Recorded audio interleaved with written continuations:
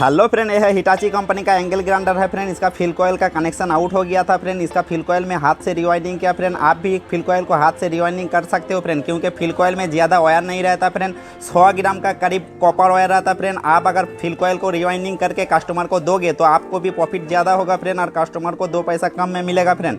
देखिए फ्रेंड, मेरा दिया हुआ इन्फॉर्मेशन अगर आपको अच्छा लगा तो एक लाइक जरूर कर दीजिएगा फ्रेंड वीडियो में। देखिए फ्रेंड, मैं चला के दिखा रहा हूँ, आप देखिए।